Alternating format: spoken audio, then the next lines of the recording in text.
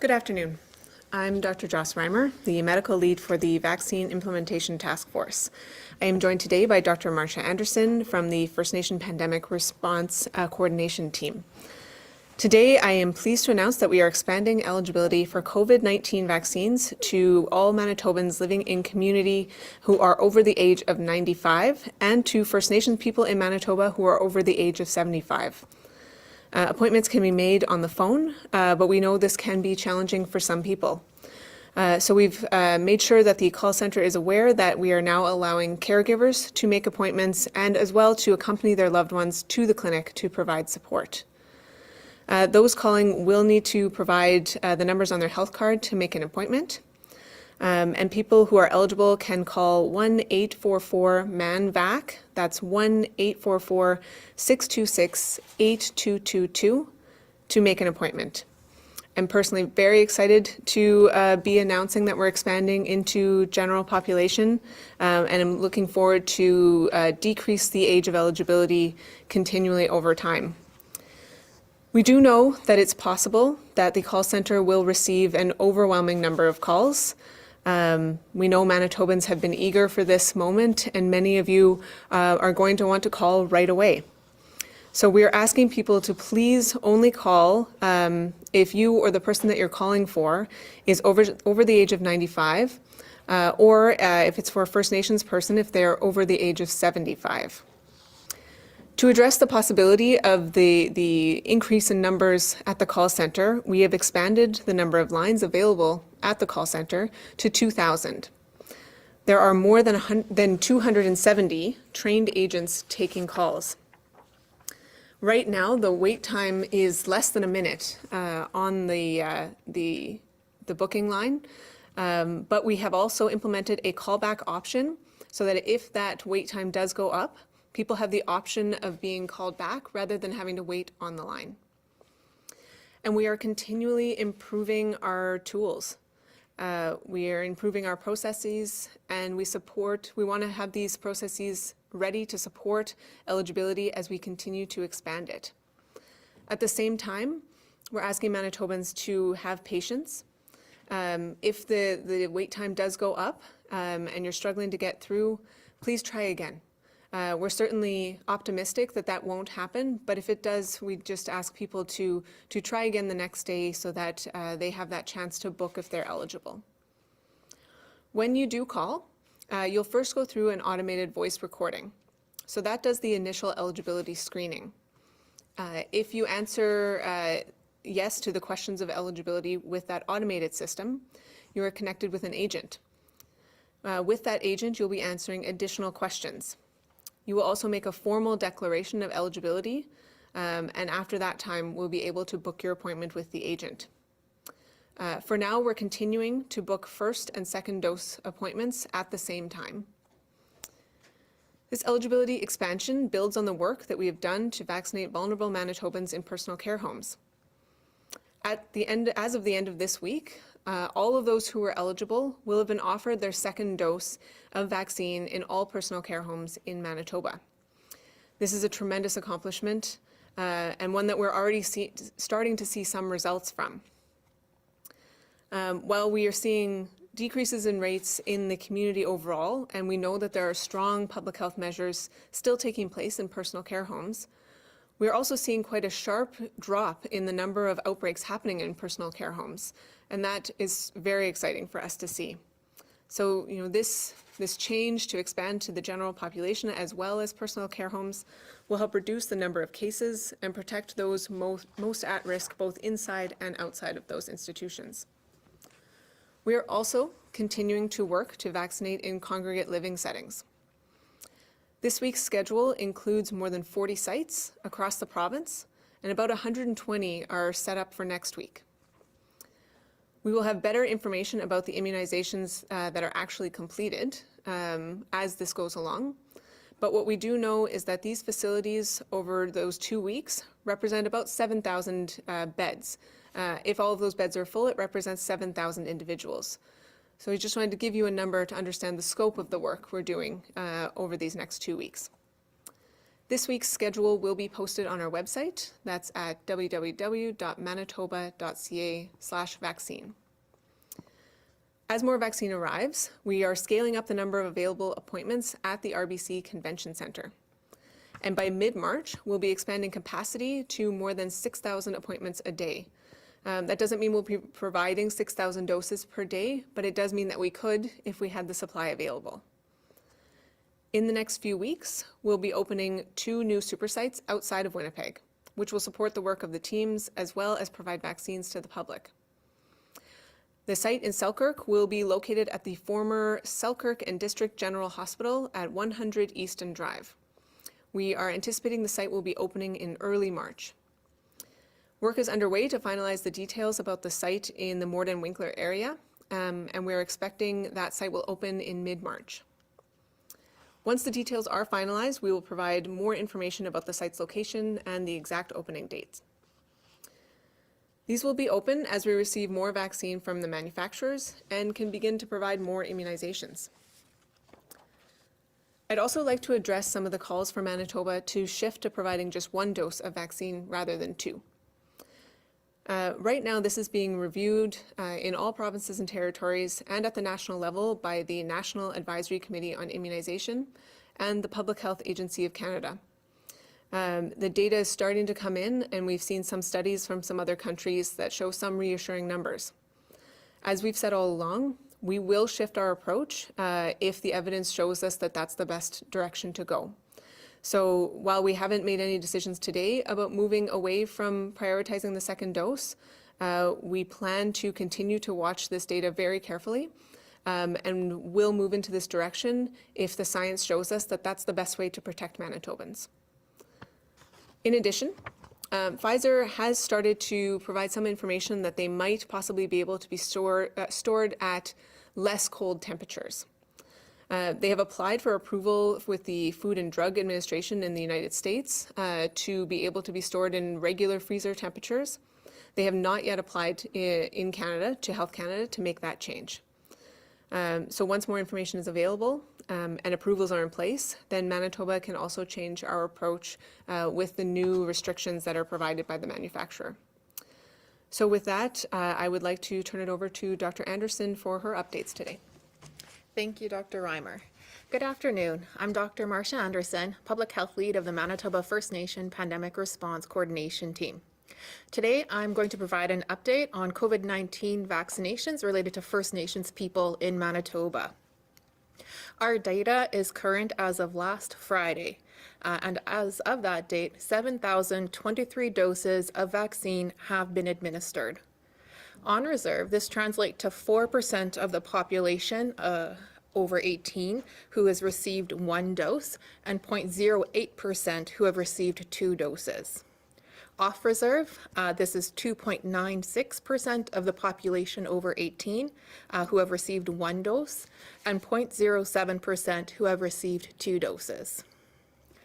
Late last week, shipments of vaccine were sent to 8 communities to provide second doses for their members. As of the end of Tuesday, an additional 13 communities have received shipments for their second doses of vaccines, and these are the first and second doses of which we'd previously announced eligibility for. More shipments will be made in the coming days. The logistics teams are working very diligently on the planning and the rollout of that. First Nations people in Manitoba make up a higher proportion of hospitalizations and fatalities from COVID-19, and so we continue the work to get vaccine into arms as soon as we can. As of today, we're now able to view data about how many First Nations people in Manitoba have been vaccinated in a new online dashboard. This data is broken down by tribal council and also by regional health authorities. It includes information on the percentage of the on-reserve population that has received 1 or 2 doses, as well as doses that have been administered both on and off reserve. This data will be made publicly available through First Nations websites and on the Manitoba government's COVID-19 data hub, and will be updated every Friday. This makes Manitoba one of the first provinces to provide updates on data in vaccination for First Nations people on a regular basis.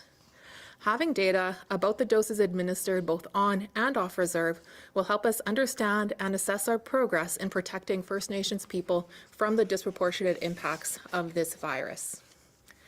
I do want to make a few notes about this vaccine data. There are significant limitations in the ability to identify First Nations people within health administrative data sources, and this includes the public health information management system from which vaccine data is pulled. This means we have to rely on multiple different mechanisms to generate First Nations COVID-specific data. For the vaccination data, this is primarily through a linkage analysis with the Indian Status Registry.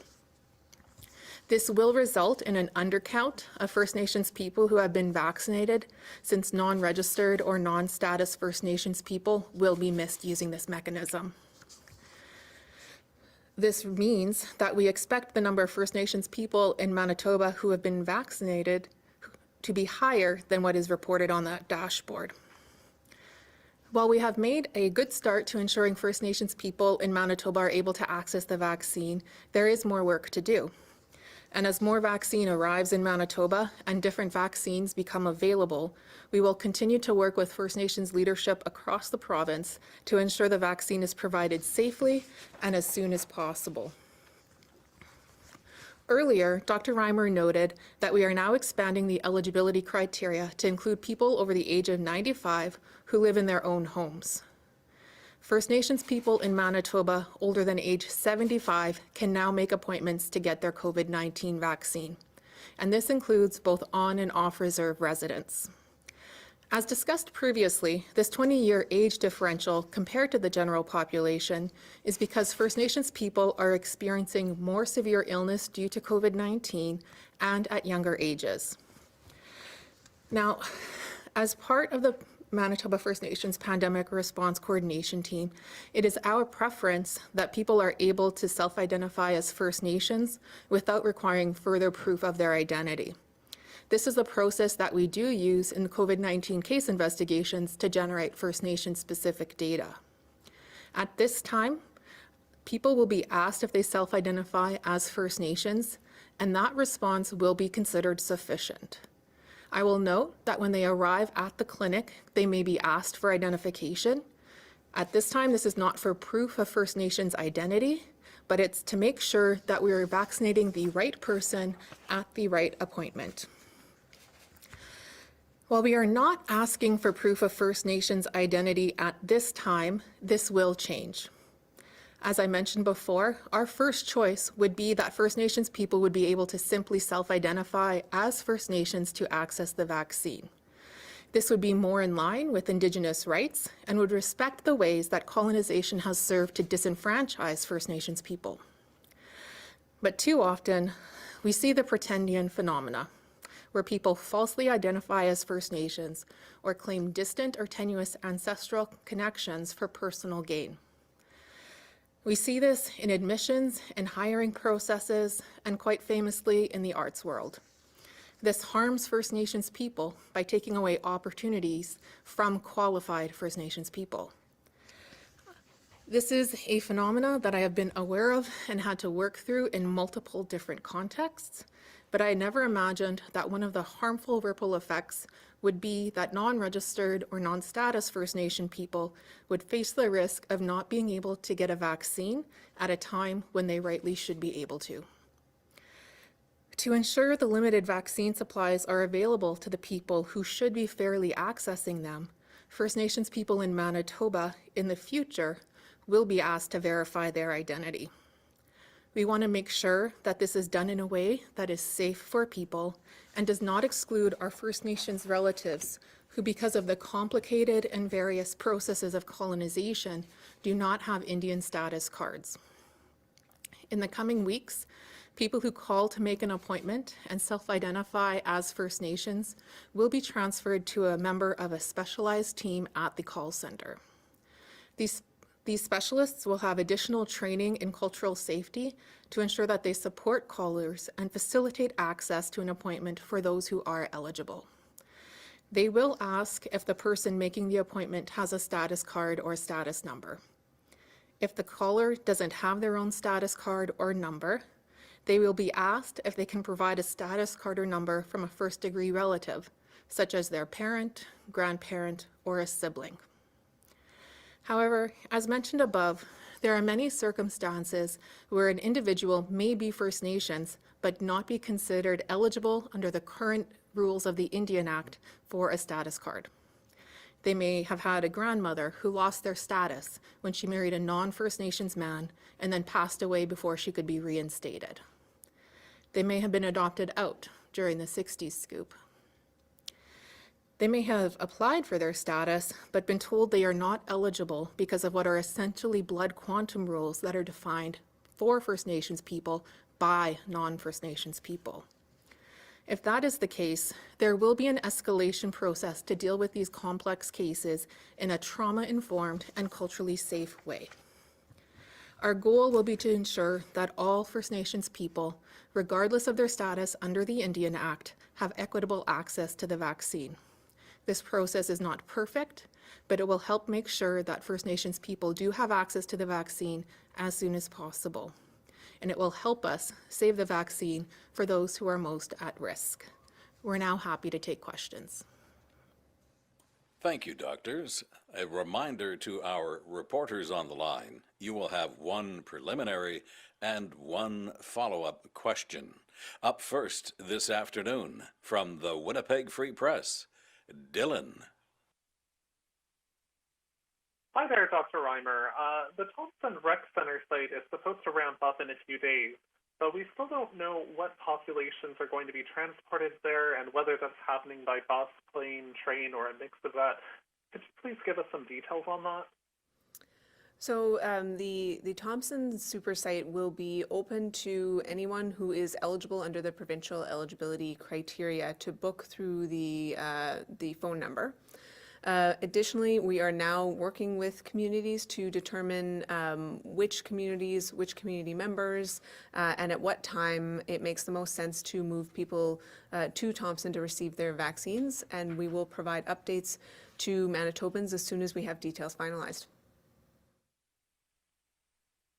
Thank you. And a question for both doctors. I'm trying to understand why there was a 10-day lag between when this month's shipment of Moderna vaccines arrived and when they actually started getting on planes and heading towards the reserve, and what you'll be doing in the future to prevent that sort of a 10-day lag from happening again.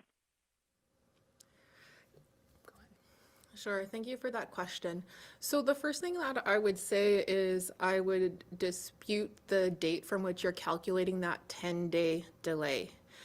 We were able to start shipping out the second doses earlier than we had anticipated because we had anticipated needing to wait until the shipment of Moderna that was coming in the last week of February. However, with the province's ability to shift some of their planning, as well as with some of the lower uptake for First Nations healthcare workers at the pop-up site that we had been anticipating, we were able to start shipping Moderna out sooner for those second doses. So 8 communities received their doses last week. On February 18th is when it was confirmed to us that the province had shifted their plans and we could start shipping out the doses to the rest of the communities. So as of end of day yesterday, 13 additional communities had received their doses. I want to commend our logistics teams for being able to accelerate the planning that they'd been doing to get doses to really a third of the communities in the past week. From Global News, Brittany. Hi, good afternoon. I'm wondering how long you anticipate it's going to take to vaccinate these two groups, the over 95 that are not in personal care homes and the over 75 First Nations people. Yeah, thanks for that question. It really depends on how much supply we get. Right now, based on the estimates that we're getting from the federal government, I'm hopeful that we'll be able to open up to further age groups by next week. Certainly what we've provided to our booking team is that they can decrease the age, so go down to 94 to 93 with the corresponding decreases in the First Nation population as their booking allows. So if they're seeing that calls to the call center have slowed down or that we have a number of open appointments remaining, that they do have that ability to go ahead and expand the age criteria over this week. So right now, my best estimate, depending very much on the uptake from Manitobans, is that we would be opening up to over 90 and for First Nations people over 70 next week. Thank you. And I'm just wondering if you can talk a little bit about what people can expect. Obviously, with an elderly population, there's mobility issues with people having to stand in line for long periods of time, and how that's going to be combated at the super site. Yeah, thanks. That's a great question. So we've been working with the super sites quite a lot to try to ensure that they have all the processes in place to make it a safe and welcoming place for all of the groups that are eligible. So they've done things like set up drop-off points so that people wouldn't necessarily have to walk from the parkade to into the convention center, if I'm speaking about that one specifically. We're ensuring that there are wheelchairs available on site if people need them and don't have their own. We are encouraging those who require additional support to bring along a person who can support them. Ideally, it'd be a household member or their designated support person, but whomever they need in order to go through the site if they do need that extra assistance. And we're talking to the teams a lot about ensuring that they are providing additional explanations and making sure that the folks that come through right now are well informed and understanding the process as we go through things. And we look forward to feedback as well. As Manitobans go through, if they see things that could be improved, we want to improve. So we encourage people to let us know where there might still be gaps that we can do better. From the Brandon Sun, Michelle. Good afternoon. My first question is for Dr. Anderson.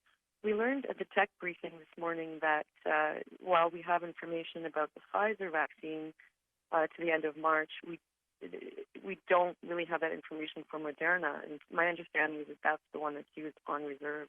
So how concerning is the lack of that information for First Nations on reserve? I would say it is concerning. We certainly want to be able to respond to the data and have everybody First Nations people living both on and off reserve vaccinated as quickly as possible, especially as we start to think about heading into flood season, fire season, and what a large-scale evacuation at the same time as we're dealing with the pandemic would mean. That being said, Dr. Reimer had mentioned some of the changes to Pfizer and the rules around forward shipping Pfizer, storing Pfizer. So as those rules change and those parameters change, I think it can help us shift our planning assumptions as well. And we can start to explore the more secure supply of Pfizer, the supply that we know about right now, how that also may potentially be usable in First Nations communities. And I would say my experience has been both our provincial and federal counterparts are very willing to have that dialogue. Okay, thank you. My second question is also for you, Dr. Anderson. Can you talk a little bit about the uptake in terms of where the vaccine is being offered, and are people really going for it? Do you have any stats on that? Or? It's hard to calculate uptake at this time. As mentioned previously, we know 4% of the on-reserve population over 18 has been vaccinated, and it's about 2.6 off reserve of those over 18. What I would say, though, in general, is in 61 out of 63 communities, the anecdotal feedback that we got was that uptake was very high amongst those who were eligible, which included those over age 60 in remote and isolated communities and those over age 70 in non-remote communities. In one community, some further communication was needed and support, and then uptake also improved. And so far, I would say that our experience is showing to be much more in line with what we saw in H1N1, which was higher than usual vaccine uptake, and we're very encouraged with this progress. From CJOB, Will. Hey, good afternoon. I just wanted to get one point clear here. If someone is in one of these age brackets you announced today and they're also living in a congregate setting, are they then not eligible to book an appointment? And if someone is in that situation and they're wondering how long they have to wait, what would you say? So all Manitobans who are over the age of 95 are eligible. We're trying to highlight that those people who don't already meet other eligibility criteria that won't be reached by a focused immunization team are now being included, but by no means are we excluding people who might be reached by a focused immunization team. So if there are individuals who are over 95 living in a congregate living setting and they are mobile enough or have support people who could take them and they don't want to wait until the team reaches their facility, they are welcome to book an appointment through the phone number. Awesome. Okay, thanks for clearing that up. Next question. I'm just wondering, how soon will these newly eligible Manitobans be able to actually receive the vaccine? So if somebody calls to book their appointment tomorrow, for instance, how soon would they be able to get the shot?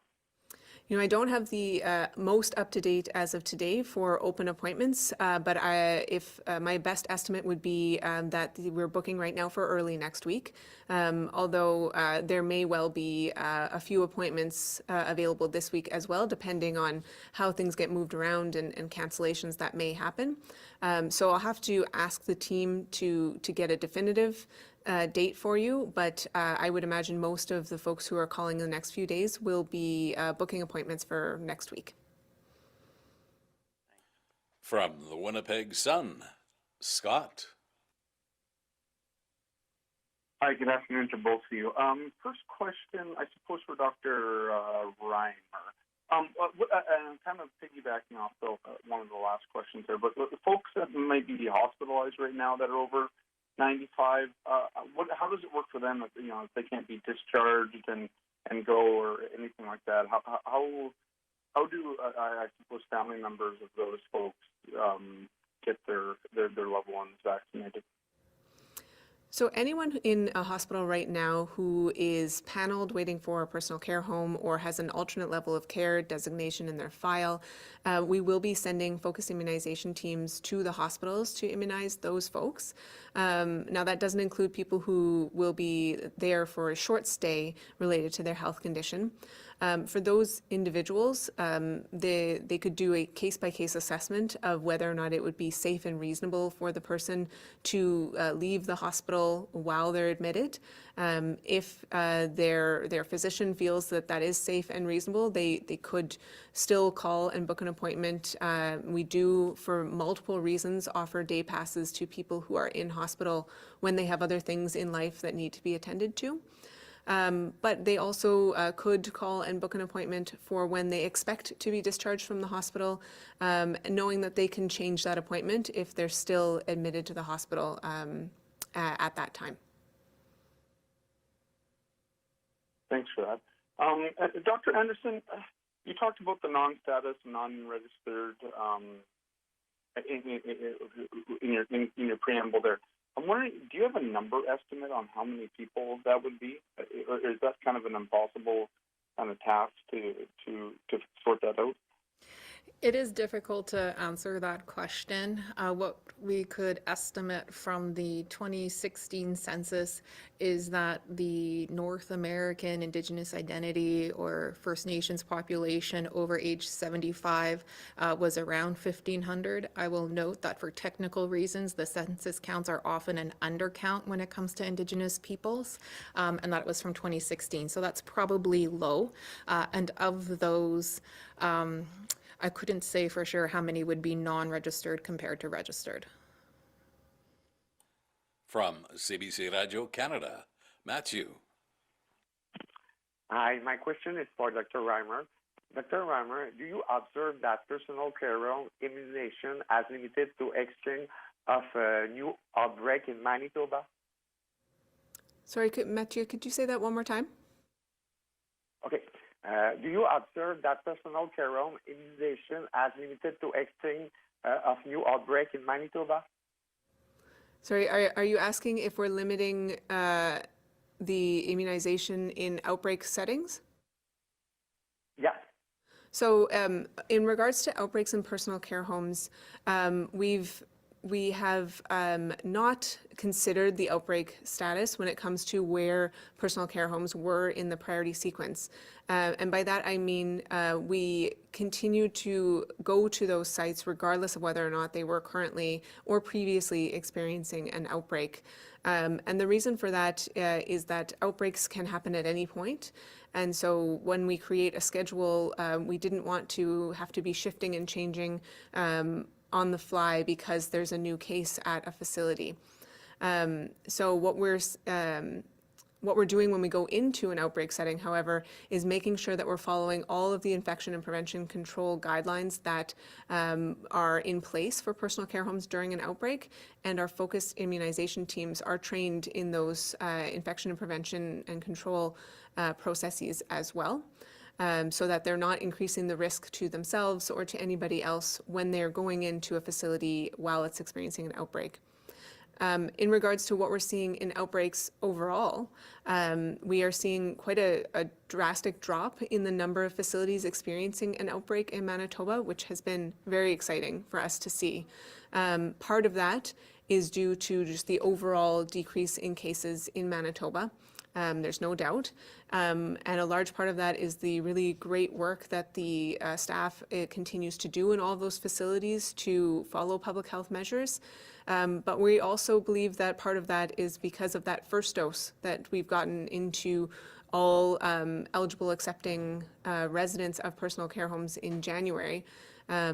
We believe that that's leading to lower numbers of outbreaks already being seen, as well as lower severity of illness in people who are still getting infected despite immunization with the first dose.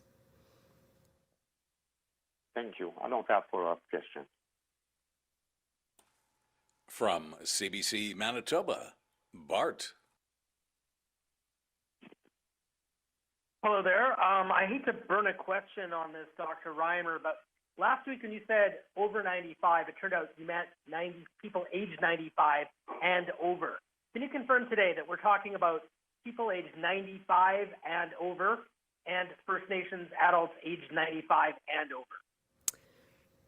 Thanks, Bart. That's a great question. I don't know what the exact date that we're going to be using for the cutoff. Generally, when we're talking about healthcare workers, we choose the last date of the year. So I'll have to talk to our booking and planning folks to make sure that we're giving you precise information about exactly what date of birth will be the number that we use for this first cutoff, recognizing that, as I mentioned before, our booking and planning folks will be continually increasing the number of people who are eligible as the phone system allows. Oh, forgive me, that actually, my question wasn't what date in the year. I hope this, I'm not using it my second question here. I just meant, is it people who are 95 now or people who are 96 now? That's what I was asking. Yeah, and again, I just want to make sure that I'm getting the precise information for you. So I want to take that away and get the exact age and what their date of birth would be, so that I'm not providing information that will be inconsistent with what's on the website. Okay. My second question is related to what you were just answering with Mathieu. To what kind of epidemiology, or what do we know about the health outcome in personal care homes for people that have had their first and second dose? Because we have seen some people continuing to get sick. There is some suggestion, as you mentioned, that we're seeing fewer severe cases as a result.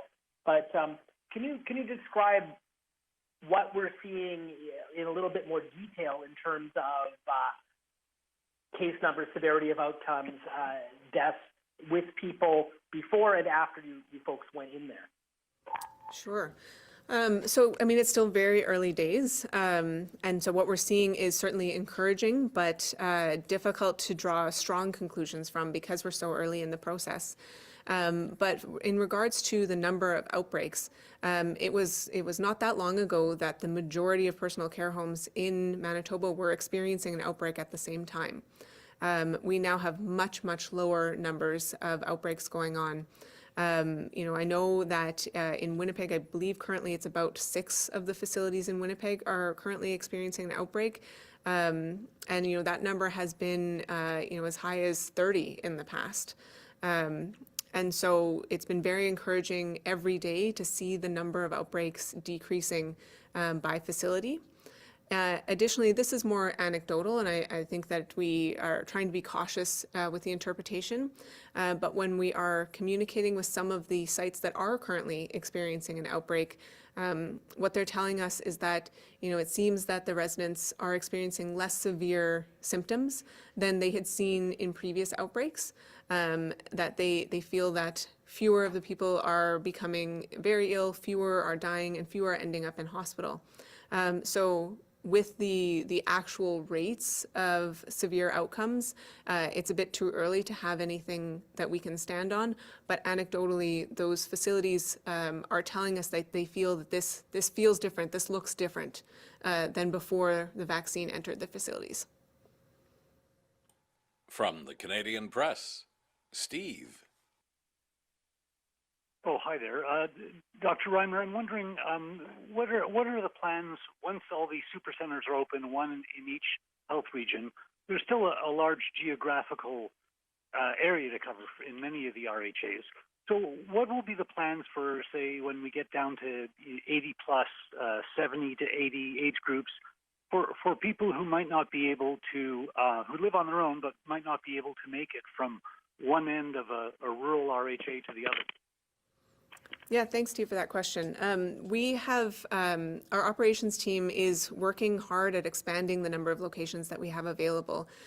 So we announced the exact location in Selkirk and the Morden Winkler area more generally right now, but the team is continuing to work on finding more and more spaces.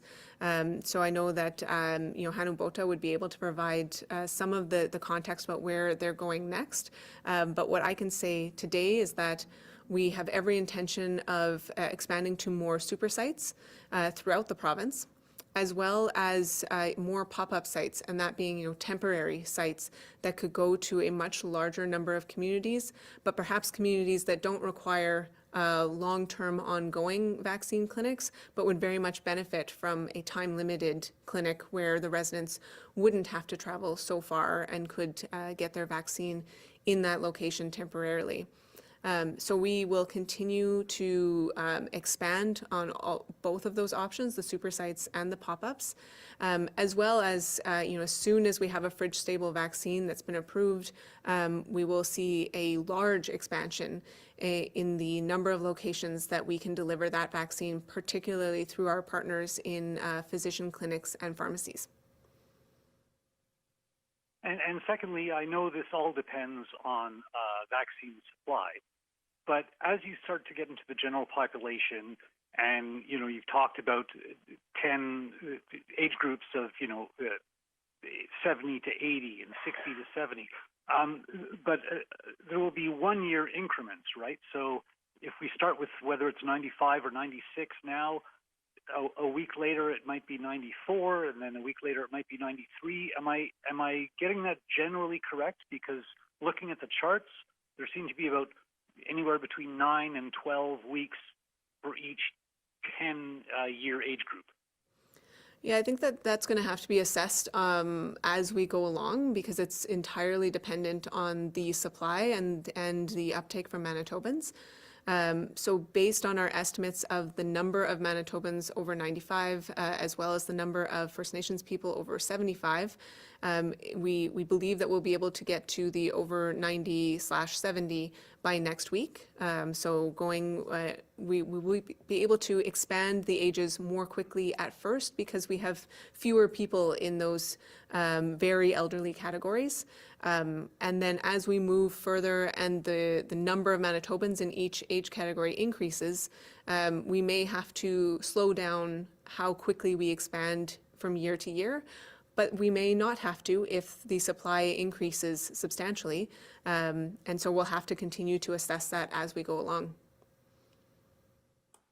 From CTV Winnipeg, Michelle. Hi, Dr. Reimer. I'm wondering, since we're scheduled to finish all second doses for personal care home residents this week, when will people be allowed to go back inside to visit their loved ones, or what's the schedule for that? Yeah, I mean, Dr. Rusin and the public health team are working hard on looking at, the science and understanding the impact of the vaccine.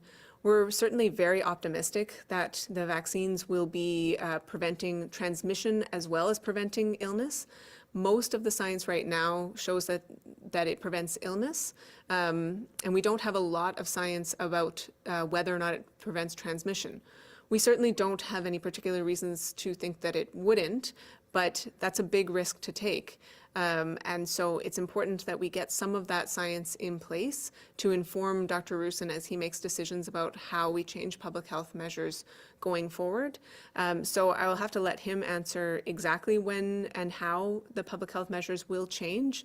But the more Manitobans that are immunized, the more likely it is that we can change those public health measures. And this question's for Dr. Anderson. With people who are Métis, do they also kind of fall under the First Nations status, or where does that group of people get considered for a vaccination? At this time, I would say that no Métis people are not considered First Nations. They have distinct identities and nationhood and are recognized separately, both within their own registry and identification processes in Manitoba with the Manitoba Métis Federation, also in the Constitution. At this time, they would be considered within the general population category, but I do understand they're having ongoing bilateral discussions with the province on this topic.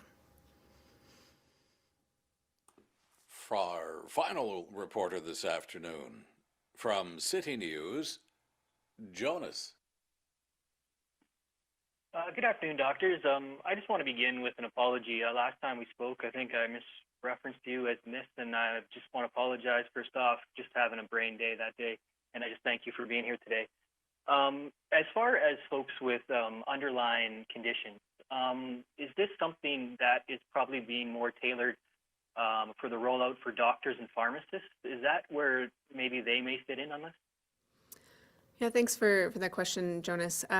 We have a team, our medical advisory team, who is looking at the health conditions that are the highest risk for Manitobans, but more broadly even than Manitobans, looking at the evidence in Manitoba, in Canada, and worldwide.